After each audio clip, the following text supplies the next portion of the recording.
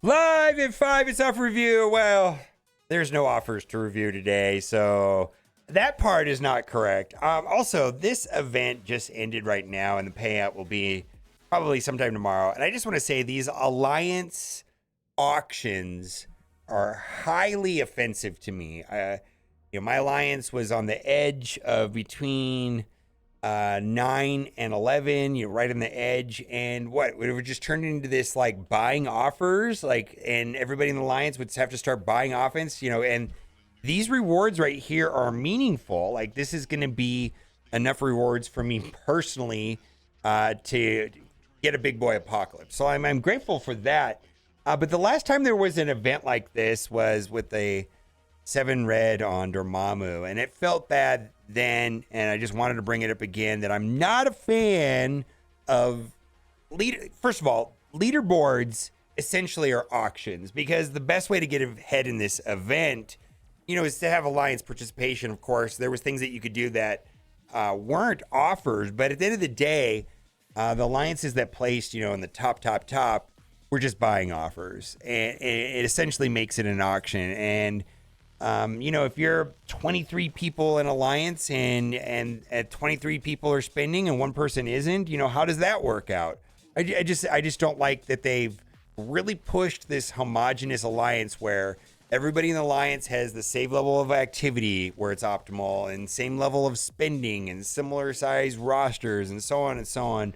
And they've been doing that for a long time. Now, there is an event running right now, both the spin power cores, which is like, I think you have to spend 250 cores a day, and it's on a web milestone. Earn war credits. Now, the thing about this, and we had a store reset, so I was able to do it twice, is that you can spend this currency right here at the bottom of the supplies, the war supplies, for war credits for 2,000. And this absolutely gives credit for the Earn War Credit event, which is going to be running for 4 days. Also, I talked about this in another video.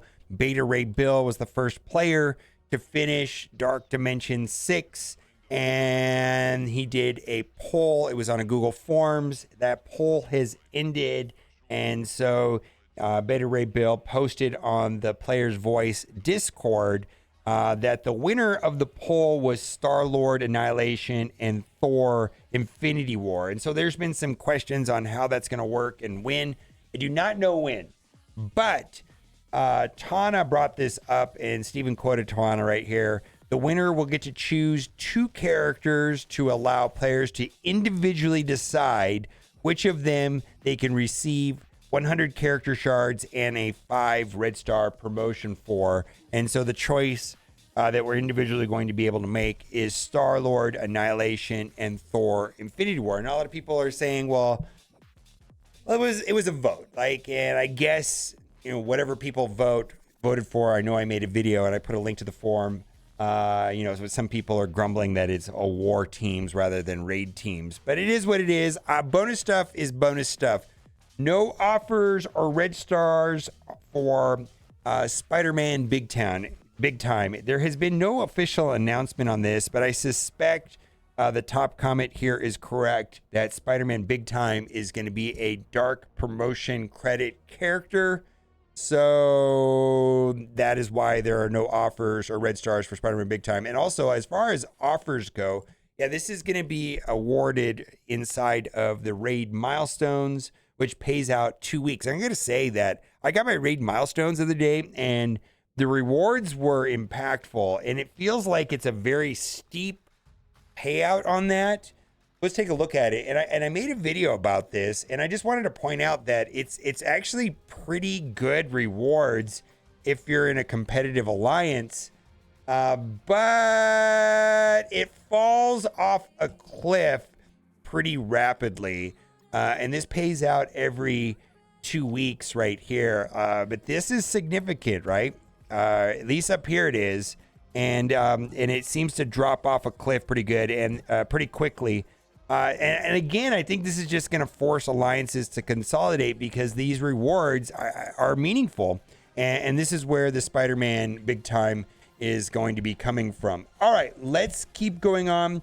Teal gear priority, King, Deathpool, or Weaver. So my suggestion is to take the 23 characters for Apocalypse to gear tier 17, which is a challenging task because there's a large number of them that are mutant. But Kang, for me, I completed that task. I took all those characters, all 23 of those characters, which is basically the Horsemen and the Horseman teams, and then Deathpool, Weaver, and Kestrel to 17. And then I started focusing on, not only Apocalypse, but Kang. And Kang was my very first character that I took to gear tier 18. And the stat boost from going from gear tier 17 to 18 is significant, and absolutely am loving my gear tier 18 Kang. No regrets whatsoever. I also wanted to point out that there is a significant stat boost from going from level 90 to 95, specifically from 94 to 95, big jump, and also a big jump on going from gear tier 17 to 18. Now, I am not taking characters up to like Blue ISO 5 until I finish the 23. So pretty much my Blue ISO is reserved for getting a big boy Apocalypse, and then I can start focusing on other characters to, Blue ISO 4, and then working on my teams for Dark Dimension 6, which a video on that should be sooner than later. And then also, I just want to talk about this, and this was I thought this was a reasonable post, and I did submit this to the developers, and the developers are aware that this was not optimal. The event that I was talking about at the beginning of the video, the one that was giving out the Blue ISO 5 for the Loki pieces that just ended a couple hours ago, actually really interfered for Alliance moves. Typically, Alliance moves happen on Sundays, for raid rewards and things like that. But this event ended a day after, so it really put people in a difficult situation that were trying to switch alliances. Yeah, but your crack team of idiots, wow, this strong words here, in charge of the schedule, have an alliance event milestone that runs to 2 p.m. today, which is a Monday. So we've had to postpone alliance changes from the end of season on a Sunday to today. We can't launch our new raids until the new person is in.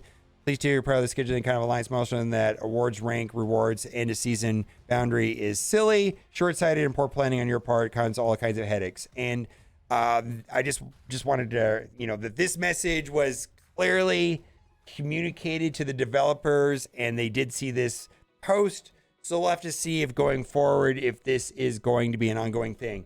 And so I wanted to talk about this. Blitz credits are no longer any of the raid in the milestones for Blitz. What's the deal here? Normally Blitz credits and Blitz milestones, there's no longer any.